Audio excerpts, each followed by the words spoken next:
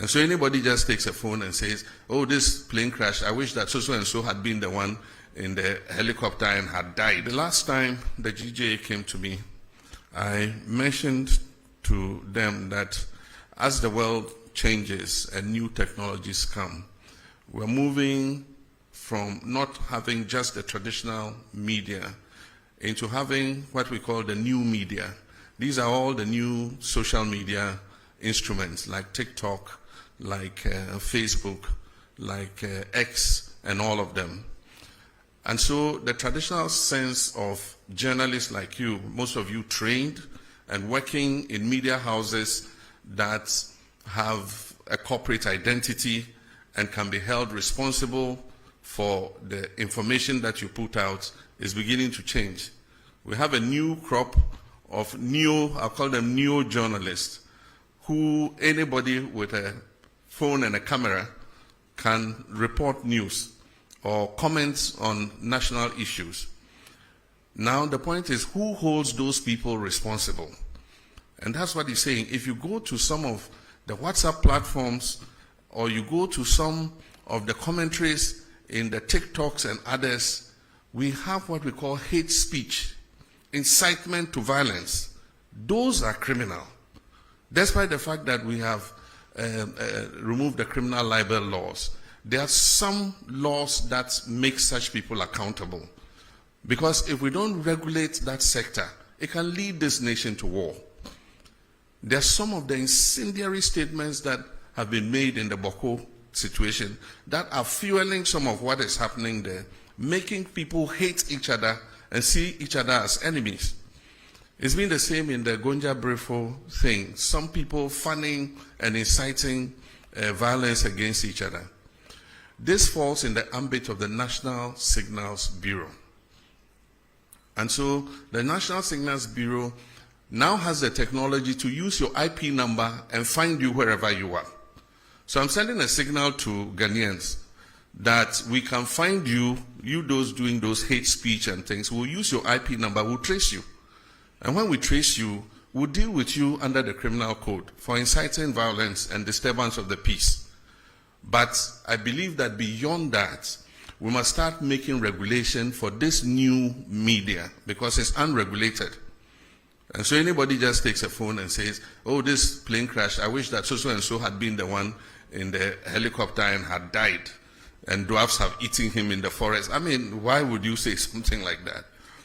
And so we need regulation for that new emerging media. But in the meantime, the National Signals Bureau has been given the full authority to track down people who do that kind of thing and bring them to be sanctioned under the criminal code. I've been reluctant to implement a state of emergency in the Galamsey fight because we've not exhausted the powers we even have without a state of emergency. We have the opportunity to arrest anybody, to confiscate any such thing. There are laws for forest protection and all that give us enough powers to be able to act. Implementing a state of emergency might sound nice, but it should be the last extreme, the last resort. So for now, let's exercise all the powers we have. And if it becomes necessary for a state of emergency, then we'll look at it. It means we have to go to Parliament. The President can't just declare a state of emergency without, going to Parliament, because there's a limit to how long you can maintain that state of emergency. And so I believe that we still have leverage to continue to fight Galamsey without necessarily implementing a state of emergency. It means that we have to delineate the areas where the state of emergency is operational. And if you look at the area where Galamsey is taking place, it covers several districts of our country. And so we would do it if it becomes necessary. But for now, I think that we've given the security services enough powers to be able to deal with people who are found to be involved in Galamsey. That is the accusation that there's interference in terms of the oral investigations. I would have very conveniently said the General Secretary himself is here, and so I'll call him to present his evidence to the public. But I can assure you that there's no way anybody can interfere. I cannot be in people's mind to stop them from attempting to interfere, but I am responsible for making sure that that interference comes to naught. And so I closely monitor. I hold regular meetings with the Attorney General. He briefs me on the status of investigations. And so I'm confident that, the cases will go ahead based on their merits and that nobody would have the opportunity to interfere. If anybody goes lobbying people or paying people to interfere, they probably are just throwing away their resources. All cases will be investigated and come to their logical end. If people are exonerated in the courts, that's what justice is all about. We will do our part, and we're being painstaking in preparing the dockets, and that's why people are complaining that it's a bit slow. But you don't want to hurriedly take a docket to courts and have it thrown out on technicality. And that's why you need to make sure that by the time a docket is prepared and prosecution starts, you have a watertight case that will ensure that you get a conviction. And so that's the process that we're going through. There was also a question that was tied to water, but it also had to do with Galamsey. It says that the justification for water company asking for such a steep increase was because of the cost of treating the water. And I answered it in terms of the tariff, but not in terms of the Galamsey in the water. But in my statement, I indicate that we've just started with the Blue River Guards. We're training more and more of them. These are long expanses of water bodies. And so far, those we've trained are 600 and something. They are not enough to cover even the length of the Ankobra. And so as we recruit and deploy, because they patrol the water bodies, if they see any Shamfam machine on the water body, they seize it and we burn it, we destroy it. And so I gave you the number of Shamfam machines we have seized and destroyed. As we continue to increase the numbers of these Blue River Guards, I'm sure that we'll be able to cover the tunnel, we'll be able to cover the Pra, we'll be able to cover the Ankobra. And we hope that then we will start seeing, some reduction in the turbidity of the water. But even more than those on the water bodies, the distraction is the forest reserves. Because the rivers take their catchment areas from the water reserve.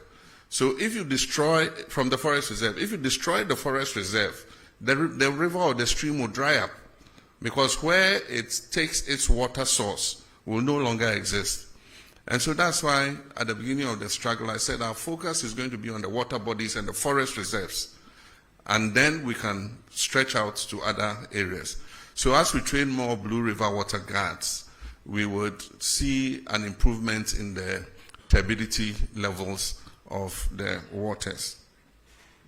Bernard said I'm in danger of becoming a supreme leader. Look in my face, do I look like a supreme leader? And that is to paraphrase Prof. Star Atamils, do I look like a cat hunter? Do I look like a supreme leader? I'm a Democrat true and true.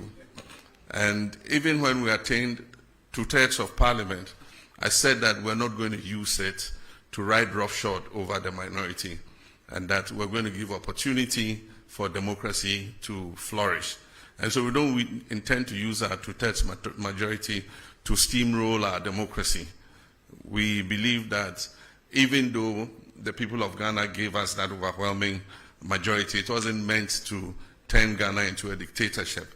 They gave it to us in order that we could carry out reforms to make our governance better. And I think that we stand a very good chance with that 2/3 majority to finally move the amendments to the Constitution that we have all wanted. In the past, because of hung parliaments and all that, we couldn't make any progress because there are some of those amendments for which you need an overwhelming majority. And so Ghanaians have given us that opportunity and say, look, go ahead and do these things so that we can have a better constitution that will take Ghana for many more generations to come. And so that's what I believe. But I certainly am not on the way to becoming a supreme leader or an autocrat.